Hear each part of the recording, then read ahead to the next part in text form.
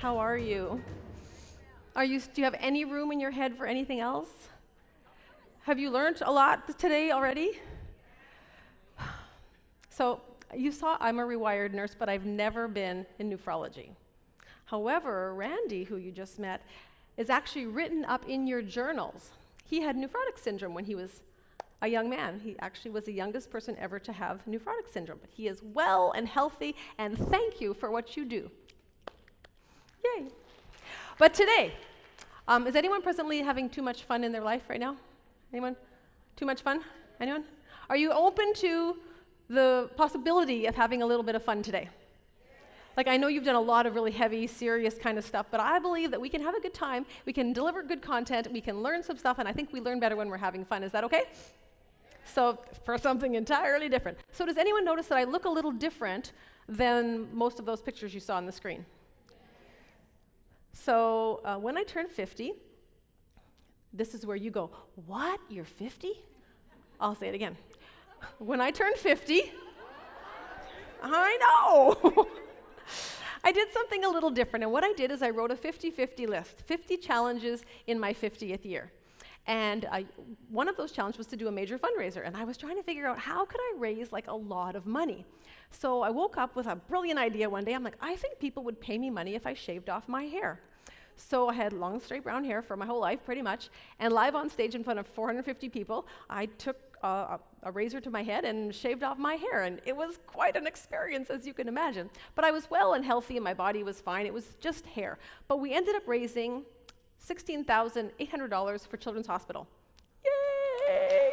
So well worth a haircut, well worth a haircut. But I had a whole year of like amazing adventures, and I want to share some of them with you today. So this is my new friend, Luke the Uke. And one of the challenges was to learn an instrument. And I decided that I wanted other people to give me these challenges because I thought if I give them to myself, it's going to kind of still be in my comfort zone, right? But if other people give me these challenges, it's going to stretch me way out of my comfort zone. So 3 of the challenges, 1 was learn an instrument, 2 was write a song, 3 was sing in public. And you guys get to be my guinea pigs today. So I was really nervous. Like, I don't know if you can tell, but I'm really comfortable up here talking to you guys. You know, people think that what I do now is really different from nursing, but I don't think it's different at all. I feel like I went into nursing to help people, and this is how I help people, right? We all have our specialties, and hopefully by the end of today you'll think this is mine. But so I was really nervous when I put this instrument on, when I decided I have to use my voice for something else besides speaking. So my friend said to me, Steph, she said, come and play at my workplace. I have the best audience. They'll love everything you do. So I was like, okay. So I went to her workplace, and guess where she worked? She worked in a daycare. And so my first job, I had a big circle of 3-year-olds, and they were wonderful. An awesome audience, for sure. So a couple months ago, I'm playing in my little studio, which is also a spare bedroom, but I call it a studio because it sounds a lot more fun. That could be your first learning point today. Call your office a studio. I come out of my studio, and I said to Randy, I said, I have just written the funniest song. And I could hardly play it for him because I was laughing so much, and he didn't really think it was that funny. So I thought maybe I'd play it for you today, and you could decide if it was funny or not. How does that sound? Okay, turn down your hearing aids. I'm not really that good, but I have fun, and that's really what it's all about. Okay, here we go. You be perfect for me, perfect for me, perfect for me, ba-da-da-da, when I wake up at 2 in the morning, because you've been snoring, that's okay, it's all right with me, ba-da-da-da, when I go into the bathroom, well, it sure don't smell like perfume, that's okay, it's all right with me, ba-da-da-da, when I get home after a long day, you didn't put those dishes away, that's okay, it's all right with me. You don't have to be perfect to be perfect for me, perfect for me. 'Cause when you wake up in the morning after you've been snoring, you roll over, you look at me and say, honey, you look beautiful today. Then you go into the bathroom. I know it don't smell like perfume. You poke your head out and you say to me, honey, everybody poops, it's okay. It's funny, right? That's funny. When you get home after a long day, I didn't put those dishes away, and I burnt our dinner once again. You just say, ooh, don't have to be perfect to be perfect for me. So when I wrote this song, I thought it was just a little love song for my honey. But what I realized was it's a song about being perfect. Any type A's in the room? We try so hard to be perfect. We want everything to be just so. Isn't it exhausting trying to be perfect? I think we should just be who we be. We don't have to be perfect to be you and me. We just have to be. Thanks. So I have fun with this little guy. And if you ever thought about playing an instrument, this is like 4 strings. It's the easiest thing to learn in a week. You can learn 4 chords and play 90% of the songs you've ever liked. So this is what I think, like we're trying to be so perfect, right? We want everything to be just so, and if we can't do things like great, then sometimes we just don't do anything at all. And here's what I believe to the core of my being, especially as nurses, as healthcare providers, as caring professionals. We want to do our best, yes? We want to do our best at work, yes? You want to do your best at home? You want to do your best in the community? But it's hard to do your best when you're tired. Has anyone ever been tired? A little tired? A lot tired? Really, really tired? All right, I'm going to tell you a tired story. If somebody can top the tired story, I got a prize here for you if you can top the tired story. I'm going to forget to ask who can top the tired story. What's your name? Jen is going to remind me to ask who can top the tired story. You have one job today. What is your one job? You can ask that question. You remind her to remind me, okay? So this friend of mine, she was a nurse. She worked day shift, her husband worked evening shift. They had 3 preschool kids. And this one day she woke up and she was exhausted. Like, have you ever just woke up exhausted?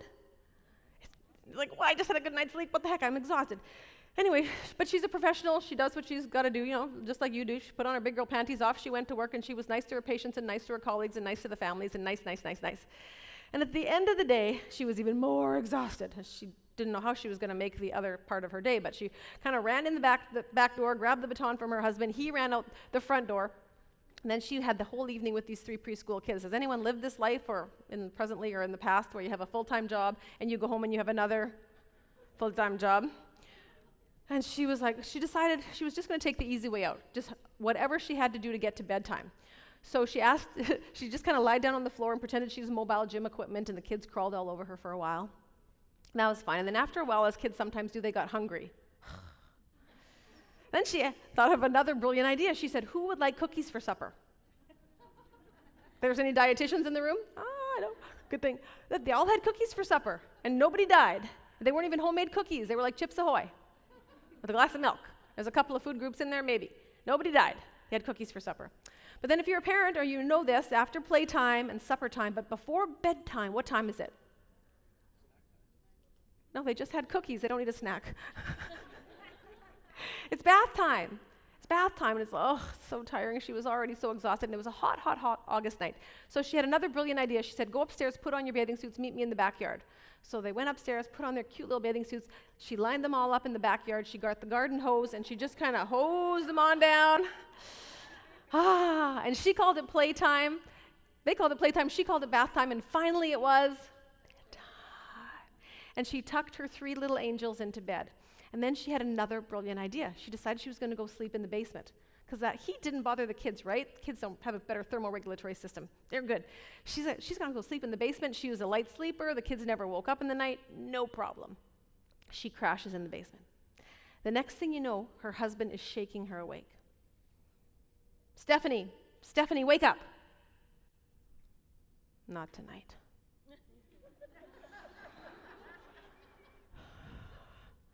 Stephanie, wake up. Does he have any idea how tired I am? Stephanie, do you know what's been going on in this house? I did not know. But I woke up really quickly. And what happened was 3 hours prior, our son woke up. Mommy, where are you? No, Mommy. He woke up his sister.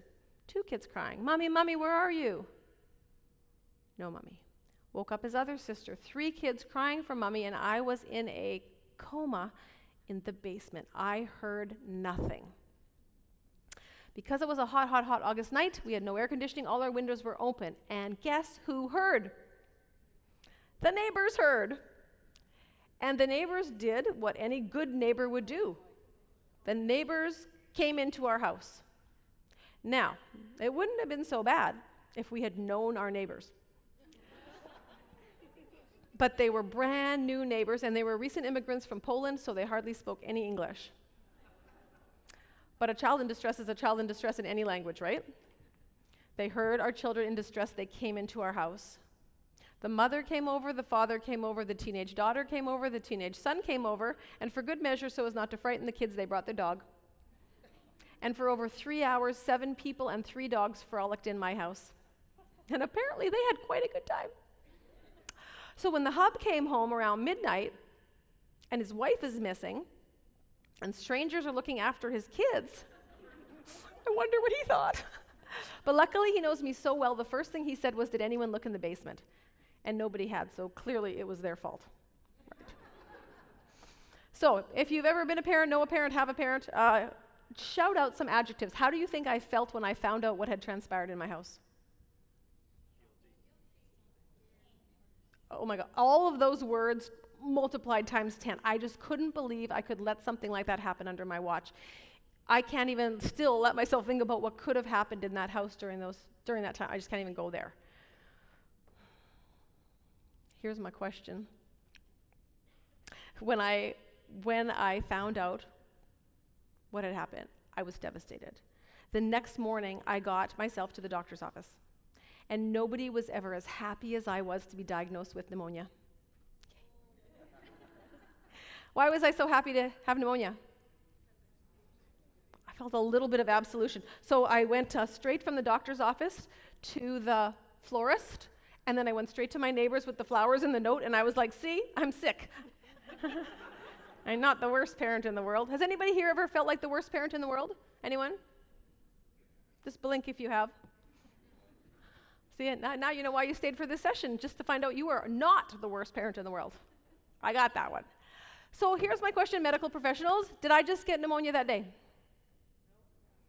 I had been sick, tired, overworked, overwhelmed, stressed, on my way to burnout for days and weeks, probably months. But I had that little piece of apparel on. You got them? Doo-doo-doo-doo. That cape, the I can do it all, the I can help. Yes, yes, yes, yes. I can't possibly call in sick to work because then I'd leave everybody short. And then I'd feel guilty. And by the time I explained to people what to do, I might as well just do it myself. I don't have time to be sick. Anyone? I don't have time to be sick. See, what I thought that cloak was for me was power, actually. Like, I am a very important person, clearly. I'm very important. And if I should step out of the world for an hour or 2 a day, heaven forbid a weekend, I mean, the world's going to crumble without my presence, right? If you've ever thought that, just tug your ear. The world's going to crumble without me. And here's the thing. I thought the world would crumble without my presence, but what I realized that day is that my world could have crumbled without my presence. My world could have crumbled. And so here's what I want to tell you, and I know I'm supposed to be your motivational speaker, but I'll just get the bad news out of the way. No matter how long you've been doing this job, no matter what an awesome nurse you are, no matter how many years you went to school, how many people you mentor, no matter how many people look up to you, no matter how indispensable you think you are 100% completely replaceable at work. Sorry. But you are 100% completely irreplaceable at home. Me too. If I wasn't speaking to you today, there's 100 other speakers lined up that'd love to come talk to you today. I want to do a good job for you today. I want to be your hero today. But if I come here and I'm your hero today, and I go home and my life at home is a mess, that's no bueno. That's no good. And you too, you get to be a hero every day at work. We need to be a hero at home too. So in this short little amount of time we have together, I thought we could talk about a few things that might help us be a hero at home and a hero at work. But then again, when they brought me here, they were like, this is an exceptionally smart crowd. Smarter than the ones that are in other rooms. So maybe you already know all this already. So we're going to do a little assessment, because we like to do assessments in healthcare. We'll do an assessment. And if you pass, then maybe we can get out early. That'd be fun. And if you don't, then we're staying for the whole hour. But I'm just standing up here being honest with you. I want you to be honest with me. In a minute, we're going to stand up. We're going to move to one side of the room or the other. Okay? Depending on which statement you agree with. No wrong answers, no judgment. If you currently, in a minute, take extremely good care of yourself, you're going to go to this side of the room. If you don't take extremely good care of yourself, you're going to go to this side of the room. So we're going to make the microphones kind of the end of the room. We'll pretend the walls are there. That'll be the end of the room. So before you move, this is subjective. You're smart. I know you know what that means, but in case it means something different to me, subjective is what you think about you, okay? So if Jill goes over to this side of the room, and Monique says, Jill, you shouldn't be over there. It doesn't matter what Monique thinks about Jill. It just matters what Jill thinks about Jill, right? It's subjective. And there is no middle. Every day you make more important decisions than this. You can make this decision. I take extremely good care of myself, not so much so you don't need your paper or anything with you. Just stand up, and even if you're already on that side of the room, everybody that's able-bodied, please stand up and walk to that side of the room. The microphones will be the end.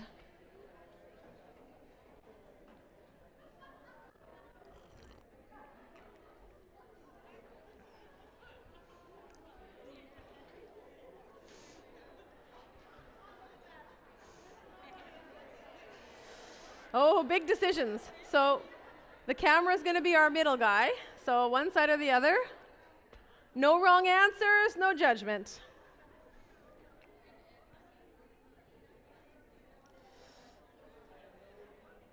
All right. So there's a part 2 to this. There's a part 2. First of all, is anyone nurses, are you shocked with what you're seeing here, nurses? So, okay, part two, listen. If you are happy with the side of the room you're on, you're going to come to the front of that side of the room. If you're not so happy with the side of the room you're on, you're going to go to the back of that side of the room. So we're going to have 4 pockets, 4 corners of people. Okay, if you're happy with the side of the room you're on, you're coming to the front. Not so happy, going to the back. No wrong answers, no judgment. I am going to repeat the corners of the room, and if any time anybody wants to move, feel free to move. Are you just coming in now? You're there? Okay, perfect. Okay. All right. Shh. Now, if someone comes in late, they're going to be very confused. They're not going to know what's going on in here. So where is the break here? Can you guys show me where the break is? There? Okay. I'm going to repeat the corners. If anybody wants to move at any time, feel free. This corner of the room represents people who currently, in their opinion, take extremely good care of themselves and are not happy about it. There, in case you can't see, there's no one there. Got it? Now this corner of the room, I'm going to give you a high five. This corner of the room represents people who currently, in their opinion, take extremely good care of themselves and are thrilled and excited to be here. Yay! I want you to be more thrilled and more excited, okay? I'm going to repeat that. This corner of the room represents people who currently, in their opinion, take extremely good care of themselves and are thrilled and excited to be here. Now, and they're coachable, which is very important also. So we're going to have a little conversation with these guys, because right now, they don't like you very much. They think you're either lying or something. So we're just going to have a conversation with these guys. So, is every moment of every day like, wah? No. Do you agree that it's kind of a cyclical sort of thing, but that generally, overall, you feel like you're doing a pretty good job? Yes? And it's not like there's no room for improvement. You're not perfect or anything. No, not yet. So why I want to sell you on this side of the room, tell me if you agree or not. When you get to here, there is a brand new there. new doors open, new opportunities present themselves, new challenges come that you feel capable of taking on. Do you agree? That's what's amazing about being on this corner of the room. Once you get to here, there is a brand new there. Give each other a high five. Congratulations. Now this corner of the room, where's my break here? I feel like, which side are you? You're not sure. I'm going to re-explain it and that will help you decide. This corner of the room represents people who currently, in their opinion, do not take extremely good care of themselves and are completely fine with it. High fives, everybody. High fives here. Good job, good job. This is a great corner to be in. And look, did I miss you? There we go, double high five. Okay, let's just have a little chat with these guys. All right. Does anyone panic when I stand on a chair? So I did this for like a health and safety conference, and like 200 people just went, ah! And they made me promise never to do this again unless I had the chair up against a wall, so don't tell them. This corner of the room represents people who currently, in their opinion, do not take extremely good care of themselves and are completely fine with it. So let me ask you a question, the rest of you. If you have ever tried to change someone else, stamp your feet. Come on, it should be like a fun. If you've ever tried to change someone else, stamp your feet. We're nurses. This is what we do, for goodness sake. That's just in our professional life. So here's the thing. I want you to notice how many, 2, 4, 6, 8, 10, 12, 13, and did you decide? You're still not sure. We're going to put you back there for now. We've got 13 people here. They're smart people, right? Very smart. Thank you. There you go. Stick up for your team. They're nice people, right? Yes. And they're good-looking people. Look at them. Like, yes. Yeah. Listen, they know what to do. They don't want to do it right now.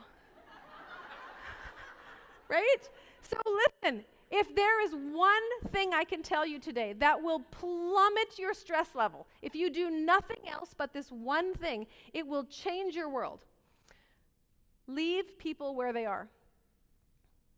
Leave people where they are. Instead, work harder on yourself than on anything else. If I only had 10 seconds with you, it's my desktop screensaver. That's what I would tell you. Work harder on yourself than on anything else, and everything else will be better. I will guarantee you that. They know what to do. When they're ready, they'll ask or not. But instead of putting your time, your money, your energy, your resources into trying to change other people, what if we put that time, money, energy, resources into developing ourselves? What would that look like? You 13 people are absolved of any other experience we do in the next hour. You do not have to do them. But you can reserve the right to change your mind and participate if you like. Don't leave. Okay. Now, my people. Woo! You're still not sure where you want to be. This corner of the room represents people who currently, in their opinion, do not take extremely good care of themselves. What does she mean by extremely? Who got all upset when I said extremely? Oh my gosh, what does she mean? If I said like who takes so-so, it would be a completely different exercise, right? You don't take extremely good care of yourself yet, but if we were to do this again next year, you wouldn't mind being in that corner. Is that fair? This is a great corner to be in, unless you're on a boat, but then it's not so great. But otherwise, it's a great corner. Why is this corner great to be in? Hey, you'll never be lonely for one thing. But you know what? There's so much potential. When I talk about bringing your A game to work in life, the first thing is awareness. We need to get off that treadmill long enough to figure out where we want to go. These guys are there, and they want to get past there. You guys are here, and you want to get there. You guys are there, and you're fine. Right? You're fine. All right, the first thing is awareness. Where am I now? Where do I want to be? Give each other a high five, say thanks for playing, and grab your seats.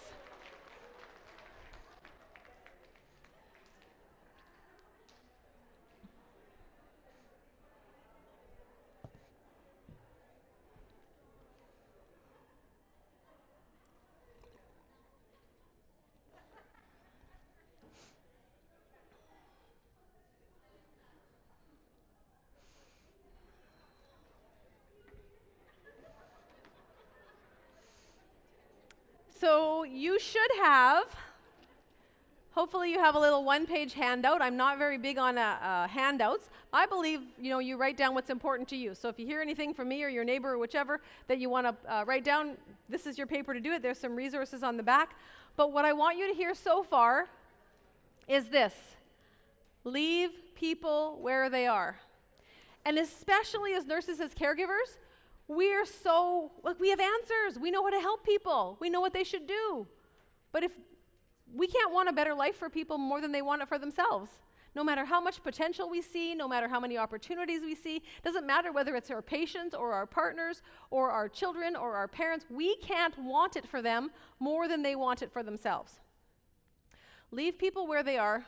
Work harder on yourself than on anything else. And the first point of the Bring Your A game is awareness. Where am I now? Where do I want to be? Now, I'm going to tell you what this corner of the room means to me. It might mean something different to you, and that's completely fine, but this is what it means to me. If you've ever had a baby, know someone that's had a baby, someone's asked this question, you've asked it of someone else. What do you want, a boy or a girl? Doesn't matter where you go, people all over, they just say, I don't care, I just want it to be. And when that kid grows up and maybe they finish high school, they're going to go to post-secondary school, somebody says, what do you want him to be? And you say, I don't care, I just want him to be. And move out. And move out. Okay, so that's it. Like, to me, this corner means happy and healthy. That's it. Isn't that what you want for your kids? Hello? Yeah. You want this for your friends? You want this for your parents? You want this for I think we should even want this for people we don't like that much, because I have this theory, if people we didn't like that much were happier and healthier, I think we'd like them more. I'm pretty sure about that. This corner represents happy and healthy. It represents vitality. It represents abundance. It represents all the things that we need to sustainably do our job well, to give our best in the community, to give our best to our families, to have enough best left over for ourselves. And here's my worry, especially as healthcare providers. I feel like we have a best meter. We start off our day and we got a lot of best, we got a lot of nice going on. And then as we give it up all day long, our best meter gets lower and lower, and our nice meter goes down and down and down. And our day is done, and the people that we love the most, matter to us most, and care about us most, get the worst of us. Is it just me? And so I'm here to tell you that's not okay. It's not okay. We need to figure out ways so that we have enough best left over at the end of the day. Jan, did you forget to remind me? Well, if I have to remind you to remind me. Did anyone top the tired story? Only once somebody told me, she said she had a new baby. I don't know why tired stories always revolve around children, but anyways, she had a new baby. She took the baby out for the first time, and I'm pushing the stroller in the mall, and this lady stops to me and says, oh my, like, what a beautiful baby. What's his name? She forgot her baby's name. Like, not just for a second, she had to go home and ask her partner, like, what did we call this kid? That's tired. Give the lady. All right, now you have to listen to one more song. Because I wrote this song accidentally. I wanted to write a happy, cheery, motivational speaker kind of sing-along song. And then this song started coming out of my body. And I was like, I don't want to write this song. But this is a song that came out. And I feel like if you hear nothing else I say today, I hope the words of this song resonate with you. I worked all day, I'm cranky and tired. Be nice for a living, or you might get fired. Every day they ask me to do more with less. I'm not sure I can handle all this stress, so I head home to my safe place where I see that same familiar face. And then I tear a strip up and down. I ain't got no patience playing around, 'cause I'm nice for a living. Are you? I'm nice for a living. I'm nice for a living. I got nothing left for them. I go to work, I give 100%. I gotta make the money for my rent. People count on me all day long.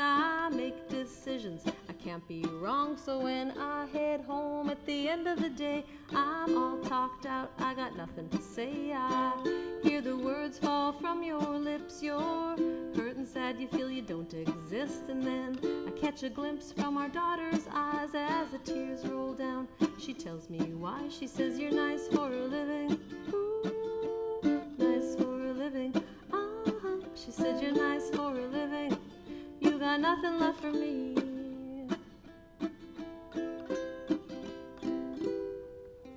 I take a good look in the mirror. Suddenly things seem a whole lot clearer. I give my best all day long. I'm loyal, kind, patient and strong. But no matter how much I do give and share, I'm so replaceable over there. But here where my family resides, I'm irreplaceable by their side. They're the ones that value me and love me most. Now I see that I was nice for a living. Ooh, nice for a living. I was nice for a living. I had nothing left for them.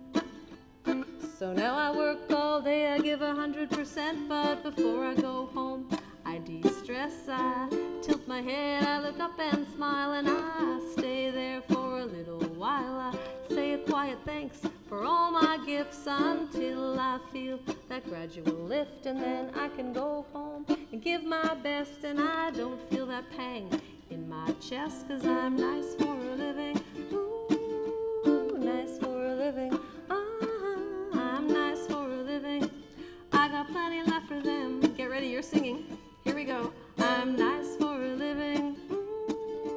Nice for a living. I'm nice for a living. I got plenty left for them. Okay, I want to hear you this time. I'm nice for a living. Nice for a living.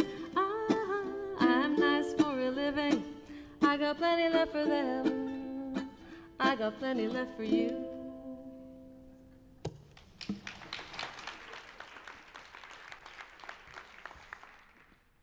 Can you relate to that? That's it, right? Sometimes we give it all. We give it all, we give it all, we give it all, we give it all, and then we're done. We're out. We got nothing left to give. We want to bring our A game to work in life. The first thing is awareness. We just need to ask ourselves some tough questions sometimes. Is this who I want to be? Is this who I want to be? Here's the thing. If you decide you want to jump into this corner in the room, I'm going to be healthy and happy and full of vitality. That's going to be everything. I'm going to change everything. I'm going to do feng shui. I'm going to go to the gym for an hour a day. I'm going to be vegan. I'm here. Right? January 1st. I mean, that's awesome. I'm your motivational speaker. I'm not going to say don't do it if you don't want to do it. But here's what happens. And I come back in 3 weeks or 3 months and I go, how's it going? And you'll be like, nah. Right? We've all done that. We've all done that. So I have some ideas. I have some ideas to help us move into this corner of the room. When we're talking about your A game, awareness, where am I now, where do I want to be, and accountability. Accountability is number 2, because here's what we do. Well, actually, according to Health Canada, the top 3 reasons Canadians say they don't exercise, and I think this stat can be for anything that gets you to this side of the room. Help me out here. Canadians say, I don't have enough, I just can't get motivated, and I don't have any energy. Time, energy, motivation. When you're younger, money climbs up the scale a little bit higher. There's so many reasons. Accountability says, what can I do now? Now, on a scale of 1 to 10, and we said there's some perfectionists in the room, right? We like to do things at 10. We like to do things at 10. And if we can't do things at 10, if we can't go to the gym for an hour a day, then sometimes we don't want to do it at all. I am here to wave the flag for the number 4. Today's menu, what's it? Sesame Street, right? Today is brought to you by the number 4.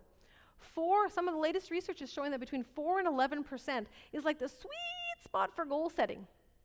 Less than 4, you don't have enough kind of momentum to keep going, and more than 11, it gets overwhelming and you just, you don't do anything. I am here to wave the flag for 4. If you want to jump in with both feet, more power to you, but I'm going to suggest something different. I'm going to suggest leaning. On the count of 3, except for those 13 people, I want you all to lean this way. 1, 2, 3. Photo op. That's what I want you to think. If you can adopt this mindset about leaning into where I want to be, what it will do for you is it'll make every decision so much easier. Now, we have a nice variety of ages in the room. Perhaps one of these timelines will kind of resonate with one of you. When I'm done school and all these tests and exams, I can start my real life, then I'll be happy. No problems then. When I fall in love and I meet my special someone and I have a partner, and why is everyone else in a happy relationship but me? When I find my special someone, then I'll be happy. When we have children and we have a family and I have purpose and meaning in my life, there'll be no problems then, and then I'll be happy. When they start school, I'll have so much more time to really focus on me, then I'll be happy. When I get divorced, when I just get rid of this ball and chain, then I'll be happy. And then my favorite one of all, then I'm going to have so much time to really focus on me. Now, I don't know about you. Why did you go into healthcare? Did you go into healthcare because you like people? Most of us. Then what drives you crazy at the end of the day?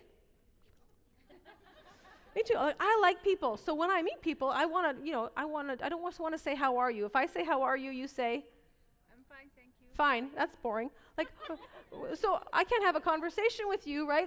You don't give me anything to work with. If I say, what's new, what do you say? I'm still alive. You're still, I said, what's new? You're still alive. That's good. What's new? Nothing.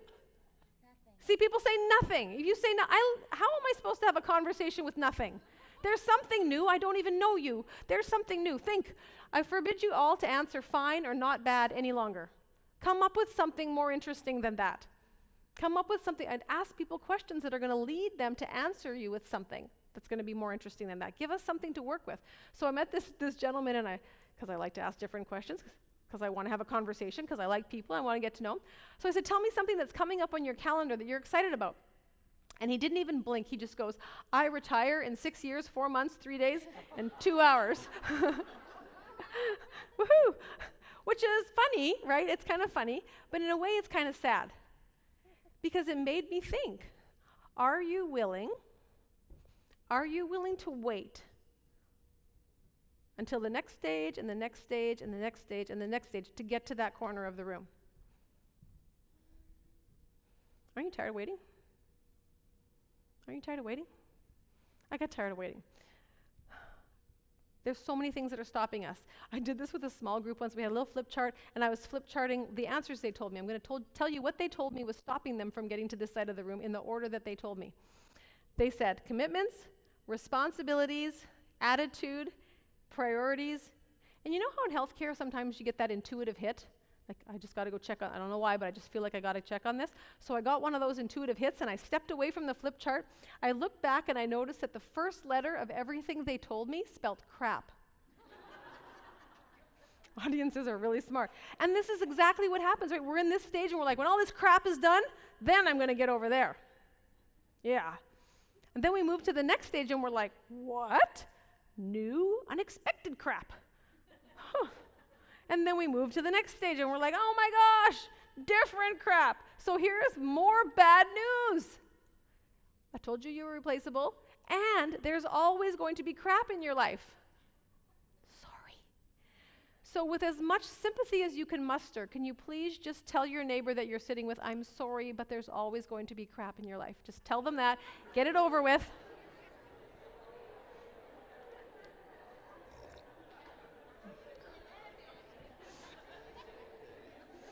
Now, if your neighbor, hold on, if your neighbor told you that your life was always going to be crappy, that's not what I said. It's not always going to be crappy, but there's always going to be crap. And here's the thing. We are adult learners. That's why you're at this conference, right? To put more information, to keep learning. I envision us with a toolkit around our waist. And my job as an adult learner is to continually filling up this toolkit with as many different tools as I can to help me get to that corner of the room. It might be something I learned from a speaker. It might be something I learned from an audio. It might be something that I learned from a book or a CD, whatever, somebody I learned on the way to the bathroom. But my job is to keep filling up this toolkit with as many different tools as I can to help me move to that area. And one of the biggest things I think that stops us is our attitude. Awareness, where am I now? Where do I want to be? Accountability, what is my role in this? And attitude. And this is what I believe about attitude. It's either helping or it's hurting. It's very rarely neutral. If you think it's neutral, look in the mirror at your face. Because we can see you. And when you're miserable, we can tell. Even if you think you're hiding it, you can't. We can tell. Has anyone ever said to you, "What's wrong?" And you're like, "Nothing." They don't say it, but what they're thinking is, "Tell your face." Right? Tell your face. So here's what we're going to do. We're going to do, we need a piece of paper. So what you need is a partner. 2 is good. 3 is acceptable, but 2 is better. You're going to need 1 piece of paper and 1 pen between the 2 of you. Okay? 1 piece of paper, 1 pen between the 2 of you. Find your partner. Make sure they're nice, they're smart enough to be your partner. Okay? And here's what we're going to do. So, I know you're not going to like this when I tell you, so you can all be like, as soon as I say it, you just get it out of your system and go like, ugh. Okay? We're going to do an art class. Ugh. A bad attitude. But anyways, okay, here's what we're going to do. We're going to draw a patient. This is how we're going to do it. We're going to take turns with our partner drawing a feature. So I'm going to draw a feature. I'm going to pass the paper to my partner. He's going to draw a feature. Back and forth it's going to go. You're going to do this with no words, without talking. And magically, somehow, you're going to know when your patient is done. Okay? So you're each going to do a feature. It's not going in the Louvre or anything, so don't worry about it. It's just a patient. You're going to go back and forth, 1 feature each. When you're done, without talking, you're just going to figure it out between the 2 of you. When you're done, you're going to stand up. Okay? No more than a minute. Ready, set, go.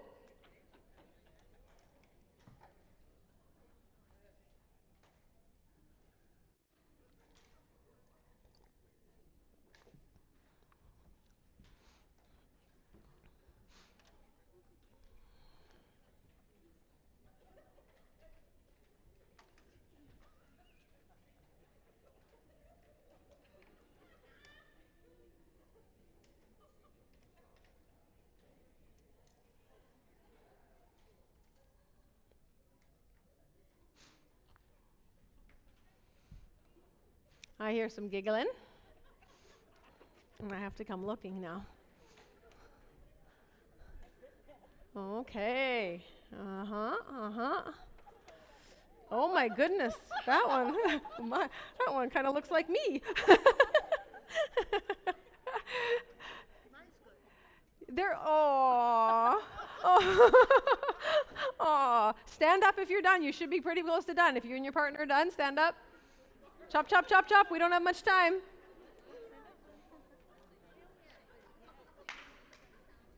Stand up if you're done. 10 seconds.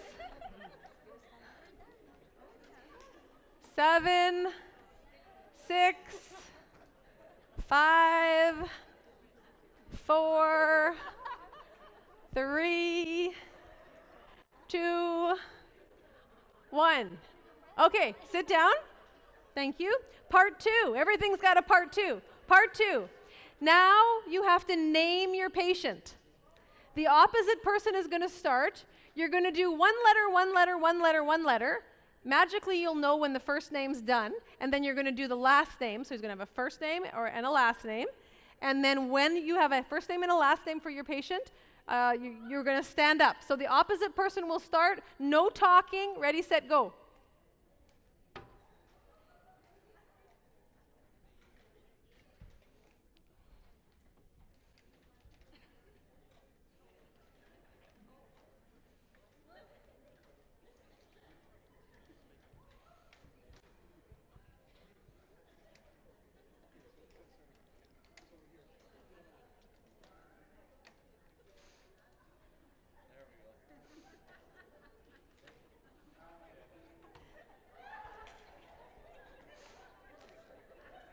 Oh, I feel like I'm missing out on all the fun here. 10 seconds. 8, 7, 6, 5, 4, 3, 2, 1. Pens down. You can grab your seats. Thank you. Just spend 10 seconds talking to your partner. Why do you think we did that experience? What did you learn from that experience? But first of all, did the 13 people who didn't have to participate? Aha! Aha! We gotcha. Okay, 10 seconds. Why you think you did that experience? What you got out of that experience? Go.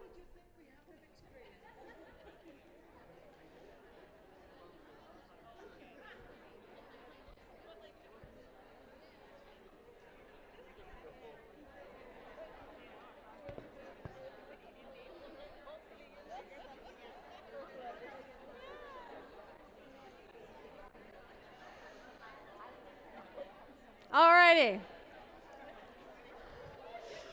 Shh. First of all, did anyone's patient turn out how you imagined it in your head? Are you happy with how your patient looks? Say yes if you are. Would you like to, if you'd like to put it up on the Instagram feed there, then you can do hashtag BCKD 18. Take a picture of your little guy, put it up there. So it's fair to say nobody's guy turned out the way they planned. Is that right? When you talked about why you think we did this experience, what did you come up with? Why do you think we did it?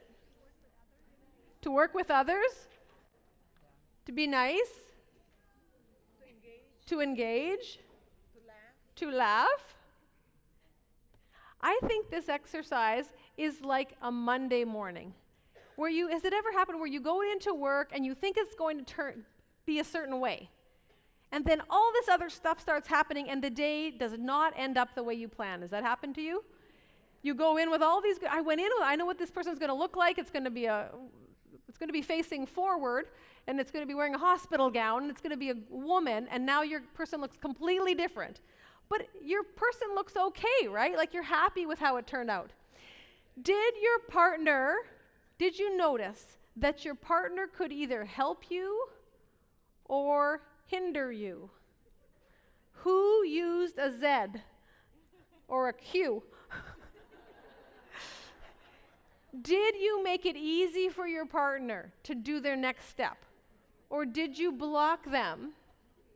This is Monday morning. This is every day at work. This is every interaction we have with other people. We can make it easier or we can make it not. Is our attitude like, oh, we got to make art. We got to make a patient. I don't want to do that. Or is it like, oh, this could be fun. Okay, you zig, I zag. This is what we're going to do. I think this idea is life, right? We can make things easier. We can go with the flow, or we can be stuck in the way we have it and then be disappointed and upset and angry. So I told you that I did this 50-50 list, 50 challenges in my 50th year. But one of the other projects I did was called Love Everywhere. And every day for 365 days, I tried to do something that was either beautiful, loving, or kind, or chronicle something that was good that was happening, in my world that I could control. And I was on a plane one day, and a question popped out of my mouth to the flight attendant. And I said to him, tell me something beautiful, loving, or kind that you've seen done on a flight. And he did this. And he just stared at me. He said, nobody has ever asked me a question like that before. I don't even know what to tell you. I'm embarrassed. He says, I can't even think of anything. People always ask me what the craziest thing I've seen, and that's easy to answer. I really wanted to ask him what was the craziest thing, but I didn't think it was the right time. I said to him, that's okay. Just let the question sit. Something will come to you. A few minutes later, he comes down the aisle, and he says, I thought of something. He says, one day on a flight, I saw somebody in first class give up their seat to someone in the military. Have you guys ever seen that done? I've never seen that done before. And he says, just you asking that question makes me feel different. He says, I was on the first leg of like a multi-leg flight, and I really wasn't in a good place, but just thinking about this kind of stuff makes me feel different. So I started asking that question over and over and over again on every flight I was on. And not too long ago, I ran into this other flight attendant, and I asked her the question, tell me something beautiful, loving, or kind you've seen done on a flight. And she didn't even skip a beat. She just said nothing. I've never seen anything nice done on a flight. People that fly are miserable. Ever the optimist, I said, just let the question sit. Something will come to you. So, sure enough, a little while later, she comes down the aisle to my seat and she goes, I thought about it. I'm like, great, what? She said, nothing. Really, people that fly are so miserable. The customers are awful to each other. Nobody ever does anything nice. It's just miserable. Ever the optimist, I think maybe she's new.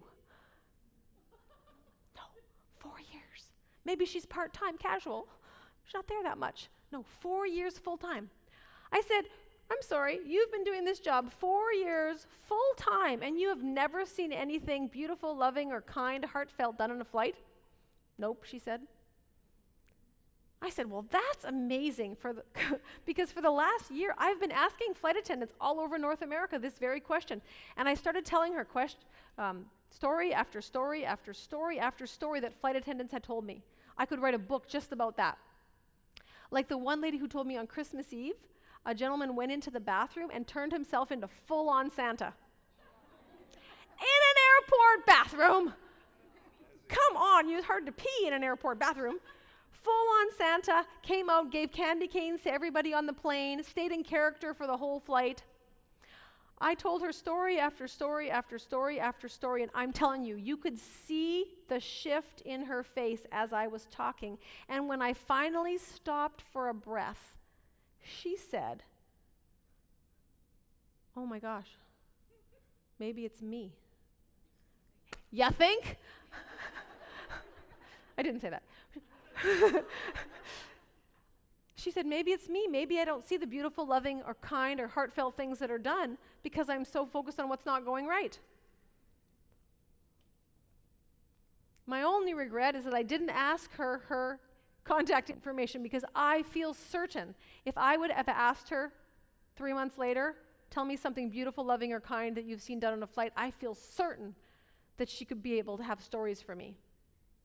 There is no quicker way to shift your attitude from that of lack to that of abundance than by focusing on what's going right.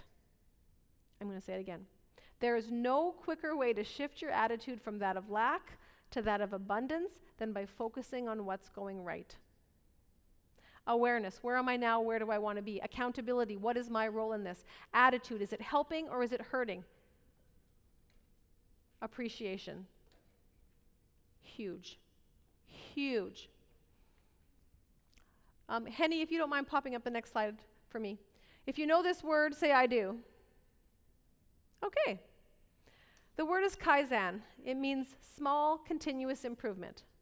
Small continuous improvement. This word changed my life. It changed my life.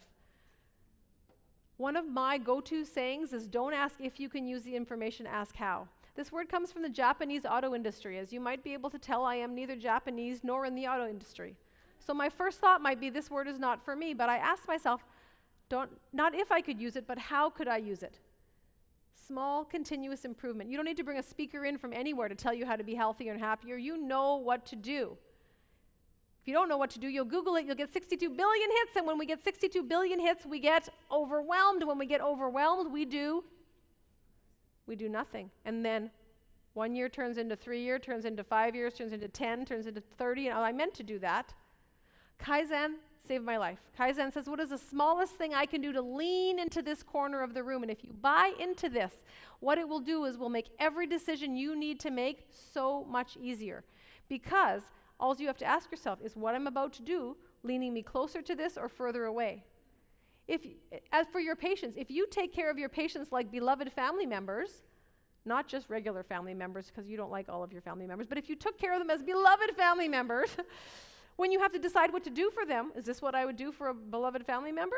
Yes or no. It makes it easy. Is this what I would do to raise capable children? When I'm raising my kids, my goal is, my happy and healthy for them, is to develop capable children. Is what I'm about to do leading me closer to this or not? Oh, my kids have to make their own lunch. Well, why are we the only ones in our grade that have to make our own lunch? Oh, let's see. Is this helping me develop capable children or not? Yes, it is. So aren't you proud of yourself that you get to make your own lunch? right? But now, I don't know if you're like me, but does anyone really like conferences and really like I've got binders in your room of all the handouts and I'll go back and I'll check those one day, and then we blow them off the dust one day, and we never go back and look at them. So this is what I thought. I love collecting all these ideas for my toolkit, but then I go out the door and then life happens and I do nothing. Has that ever happened to you? And I was like, I don't want that to happen. I want to take my really good little idea and I want to implement it. So next slide, please. I paired it with a cue. A cue is a habit. A cue is a trigger. A cue is something that reminds you to do your Kaizen. A cue is something that comes easily and effortlessly to you that you don't even need to think about. And then I put them together and I made a formula, which looks like this. K stands for, C stands for, and H squared stands for hydrogen. No. Happy and healthy. Happy and healthy. Now this formula, I'm going to give you some examples, but this formula has worked for me and thousands of people all over North America. It might not work for you. And you know what? If it doesn't work for you, you're a smart adult learner. Make up your own formula. I made it up. I made up something that would work for me to help move me to this corner of the room. Now, has anyone got a relationship in their life that they wouldn't mind making a teeny tiny bit better? A room for improvement in a relationship? Raise your hand high, be proud. Okay. And if you could make your relationship 50% better, would that be great? Sure. Will you? Probably not. If you could make it 4% better, would that be something? Is it worth it? If my flight from Chicago yesterday was 4 degrees off, where would I have ended up? I don't know, but probably not here, right? It's safe to say I wouldn't be here. If we could make a 4% difference, I'm here to wave the flag for 4%. So, you met the hub. 30 years we've been married, 30 years in a row. In a row. One of us deserves a medal, and it's probably not me. But I don't think anybody, deserves any praise for racking up years. Anybody can rack up years. What I want to know is when you see their car in the driveway, are you like, oh, good, or, oh, crap? Like that's what I want to know. Or you're like, oh, they're home. I mean, sometimes we all feel that way, just be honest. But mostly, how do you feel when you see their car in the driveway, right? So anyway, I'm always kind of looking for ways to kind of Kaizen this relationship. So one day, my husband comes home, I hear the door slam, I hear the dogs, because they clip across the floor. The dogs hop off the couch, they run to the door with excitement, and he's got this whole little ritual thing going on with the dogs. Like you've got a big dog and a little dog, and he's got this whole little thing going. When he's done with the dogs, he goes, hey, and I go, hey, and that's how it goes. So one day I thought, what would it be like if I was as happy to see him when he got home as the dogs were? What would that be like? So I like to do these social experiments, and when I do these social experiments, I don't typically tell people what I'm doing. I just kind of do them. And so I decide, Kaizen, you can take that off now. So the Kaizen is, I want to 4% my relationship. The cue is the door. When I hear the door coming or going, I'm moving, okay? So it begins unbeknownst to the hub. I am in my office doing very important office work. I hear the door. I hear the little nails go across the floor. I hear him do the ritual with the dogs, and then I hear him say, hey. I'm about to say hey, but then I remember, and I push myself away from my very important work, and I run to the door with as much excitement as I can muster. And I give him a big hug, and I give him a kiss, a 3-second kiss. I have tested it, longer than a peck, but not too long to get something started. It's the perfect amount of time. You will forget everything else I said today, but you will remember the 3-second kiss. I greet him with enthusiasm, like I am happy he is home. I step away, and the first thing he says is the car okay? Is there something you need to tell me? So I say, no, it's all good. Glad you're home. And I go back to my very important work. Later that day, he's leaving, and I'm in the kitchen. And as you know, I really love being in the kitchen, if you heard that introduction. and I'm in the kitchen doing very important kitchen work, and I hear the door. I hear the little pitter-patter of the nails across the floor. He's leaving now this time. He's leaving. He says, bye. And I said, wait. And I pushed myself away from the stove, which I love being in front of, and I go to the door with as much enthusiasm I can muster, and I say goodbye to him like I actually care he's leaving. Because I do. Because actually, I think it was about this time last year, we were in Vegas on that Vegas weekend, and like half an hour before, we walked right by that spot. Like, what if this is the last time I say goodbye to him? I want it to be nice. Again, he is not sure what to make of this. He's like, okay. And he leaves. But I keep doing this day after day after day after day after day until one day something amazing happened.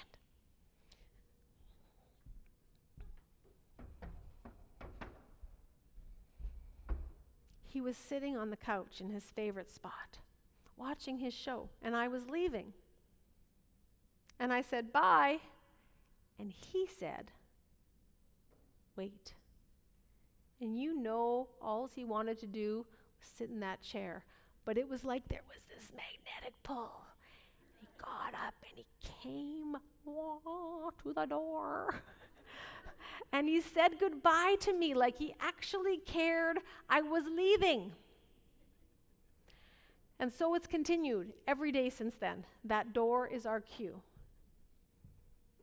We renewed our wedding vows a couple of years ago, and he wrote, when you greet me at the door at the end of the day with love in your eyes, it's the best part of my day. Is that a big thing or a little thing? It's kind of a trick question because it's a little thing. That's a big thing. That's a big thing.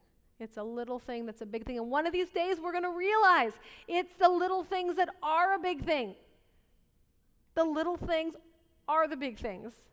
If your spouse came home and they bought you a car, I bought you a car, but then the rest of the year they were mean and nasty and unhelpful and unkind, how'd that be? Or they don't buy you a car, but the rest of the year they're kind and helpful and thoughtful and considerate and sweet. Who would give up the car? Hey, yeah, it's not the one big thing we do. It's the small things we do over and over and over and over again that make a difference. Kaizen, how can you Kaizen your relationship, any relationship, to make it 4% better? 4% matters. How about exercise? Is anyone here exercising too much? Anyone getting too much exercise? Okay, so can we Kaizen that?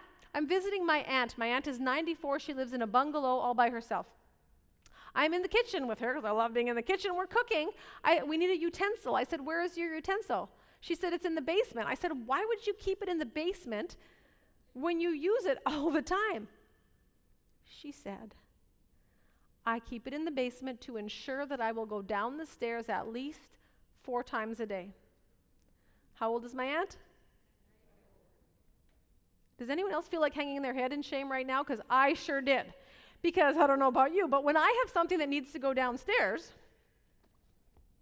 I just put it right at the top of the stairs, like that. And then later that day, when I have something else that needs to go downstairs, I put that at the top of the stairs. And when I have enough stuff to make it worth the trip, then I go down the stairs. But after my aunt told me that, I was like, no more. Okay, I want to get 4% more exercise, but I'm busy. We're all busy. Time, energy, motivation, da-da-da. But I got stairs. There's stairs at work. There's stairs at home. There's stairs in the airport. There's stairs everywhere. Stairs are my cue. So if you see me in the airport, you'll see me with my little carry-on bag and whatever. And even if I have to go one at a time, people will like, there's an escalator right there. I know there's an escalator right there. But you know what? It's not about the 7 calories that I'm burning on the stairs. Do you know what it's about? It's about my mindset. It's about what's in between my ears. So that instead of saying I don't have enough time, money, energy, motivation, I say I'm strong, I'm dedicated, I'm capable, I'm able-bodied, I do what I say I'm going to do. I'm going to take those stairs in gratitude, because appreciation is the quickest way to change our attitude, right? I'm going to take those stairs for every person that would give anything to be able to take those stairs. I'm going to take those stairs because these little legs, even though they're not going to be on a cover of a magazine anytime soon, today they work. They work, and tomorrow they might not. And every day you work with people who aren't able to do the things that we can do. So, in a moment, we're going to stand up. We're going to get a partner. This one is only for twos, okay? Only for twos. What's going to happen, I don't want you to talk, if you can, stretch. Not with somebody at your table, not with somebody you work with. Hand is up when you're looking for a partner. When you have a partner, your hand comes down so that people can see, okay, the person with a hand up needs a partner. We're going to go quick. We don't have much time left, but I think it's going to be a really important experience. Of course, those 13 people don't have to participate, but you're welcome to. We welcome you to join us. So stand up. This exercise for 2 people. Hand up if you're looking for a partner. Say, hey, will you be my partner? You look smart, nice, and interesting.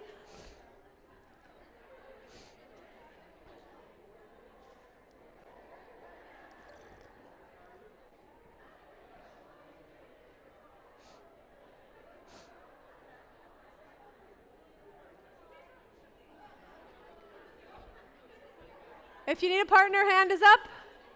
Turn around, turn around. Oh, there's right here. Look, look, look, look, look, look. There we go. Find somebody with their hand up. If your hand up, come see me. Come to me. My hand is up. Is your hand up?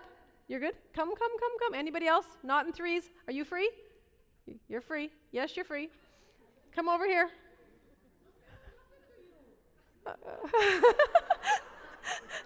What do you mean, what happened to her? She was busy looking for someone she doesn't already know. Okay, here's what we're going to do. I'm going to time you. So now you're going to be at this conference for 2 days. You're going to be all messed up at work, all messed up in life, busy, busy, busy, busy. Maybe you've come from who knows where you've come from. What you're going to do is you're going to talk for like 30 seconds about your laundry list of things you have to do when you get back to work and when you get home. Just blah, blah, blah, blah, all the things you have to do, okay? Your big laundry list that's waiting for you on the fridge. Listen, the person, I'm going to time you. When you next hear my voice, that means switch people. I'm going to time you for 30 seconds. You'll hear my voice. Next person talks. So the person with the shortest hair is going to start. Ready, set, go. Go.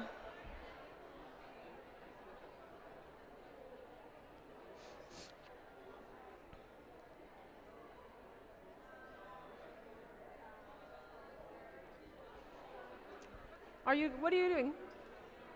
Are you not doing it? Why are you not doing it? She doesn't want to. Well, what about you? Oh, why are you not playing?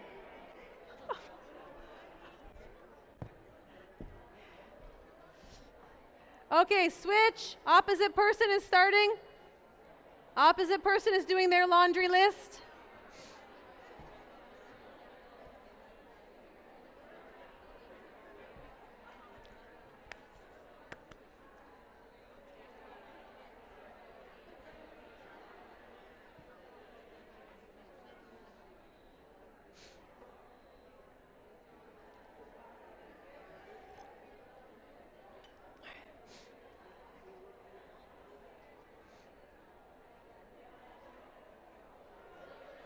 All right, stop.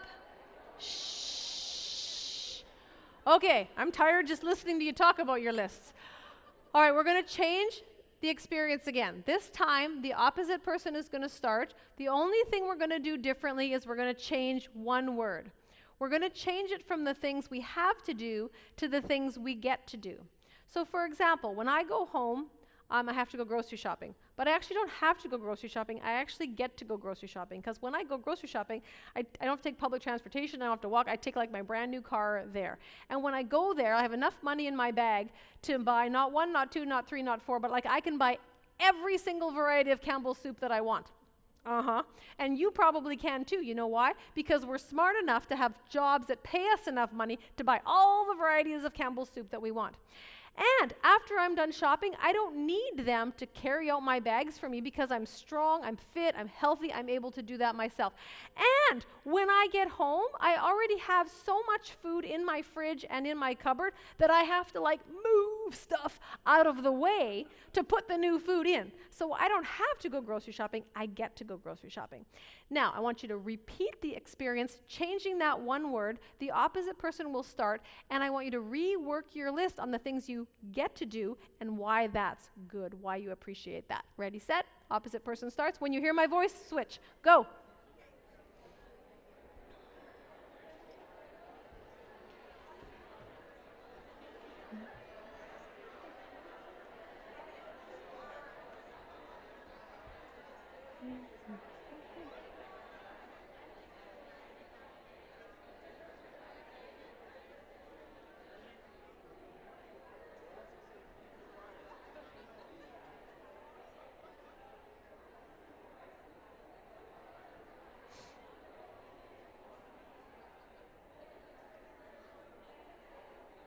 All right, switch. Next person's talking.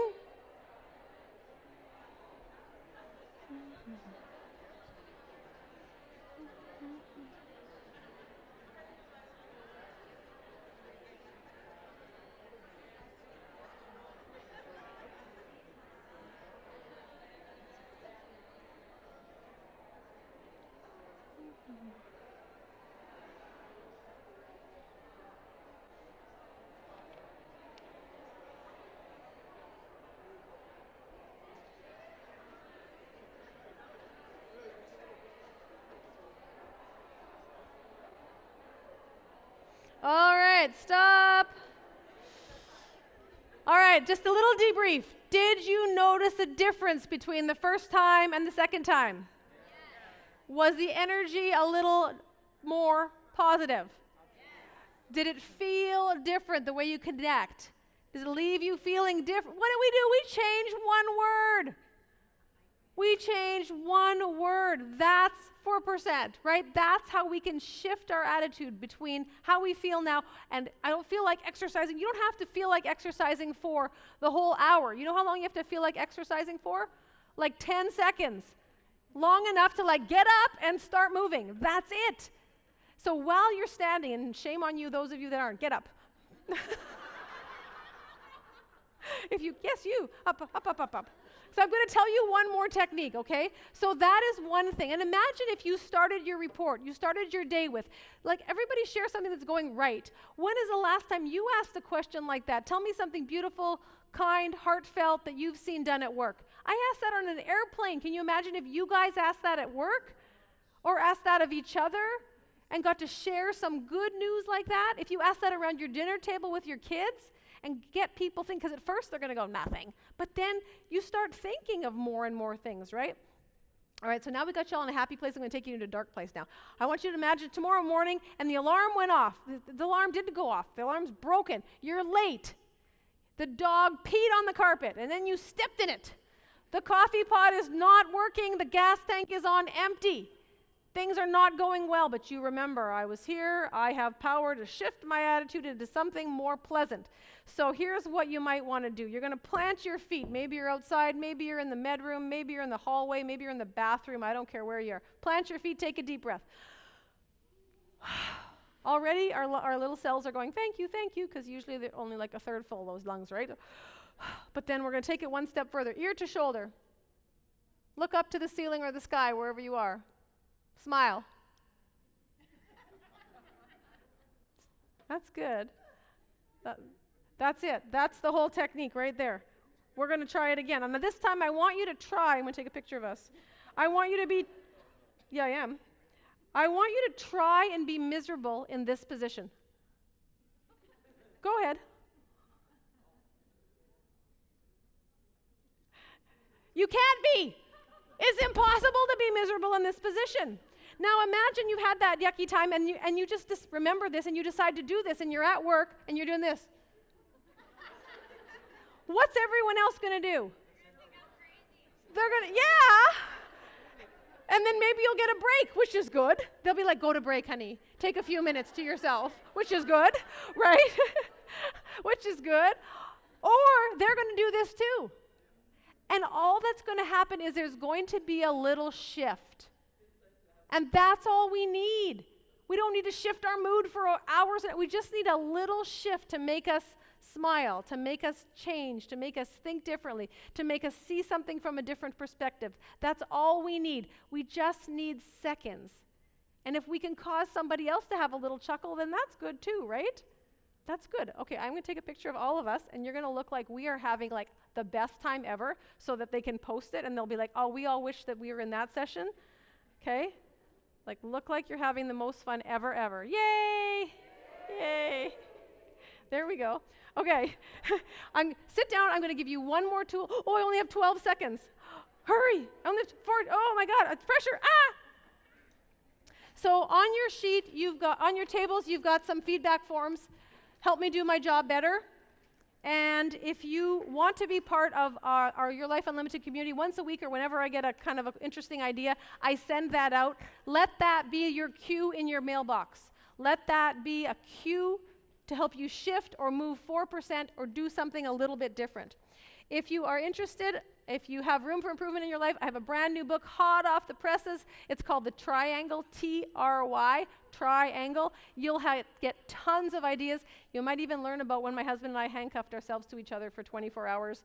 That was part of our 50-50 list. Anyways, they're $20 if you want, and I will even give you a Nice for a Living bracelet if you give your family permission. If you are not being nice, they can snap it. Then you associate your nastiness with pain. It's good.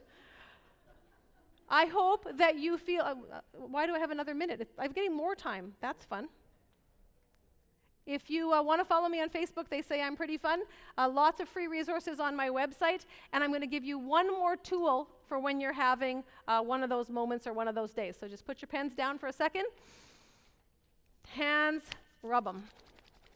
Get them nice and warm. And when they're nice and warm, I want you to put the heels of your hands over your eyes. Just shh. And I want you to let the warmth and the darkness soothe. And when you're having one of those moments,